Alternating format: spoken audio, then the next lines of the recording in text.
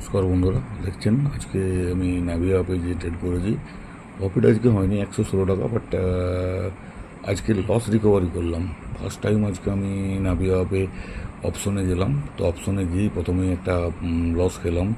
নিফটির একটা 55,000 19,550 সিঁড়ি নিয়েছিলাম মোটামুটি, ওটা থেকে 1109 টাকা লস হয়ে গেল। এবং ওয়ারি এনার্জিসও বোথ সাইডে নিয়েছিলাম, কল পুট দুদিকেই নিয়েছিলাম, দুদিকেই লস, মানে বাই সেল দুদিকে নিয়েছিলাম, দুদিকেই লস। লাস্ট মোমেন্টে একটা নিলাম, দুটোর পর আড়াইটার পরে একটা পিই নিলাম, বাট ওই সময় মার্কেটে এত ডাউন হলো যে আমার লসটা রিকভারি হয়ে গেল।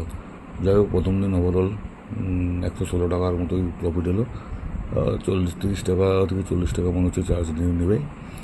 এবং আরেকটা জিনিস সেটা আছে, এর কিন্তু খুব ফাস্ট না, কারণ আর্লি এক্সিট হচ্ছে না, এটাই জন্যই আরও প্রবলেম হচ্ছে আর কি। নাহলে যেহেতু চার্জেস কম, এটাতে নিয়ে এখন কাজ করব মোটামুটি। আর এটা কোনো বাইসের রেকমেন্ডেশন না, জাস্ট আমি আমার এক্সপিরিয়েন্সটা শেয়ার করলাম। থ্যাংকস।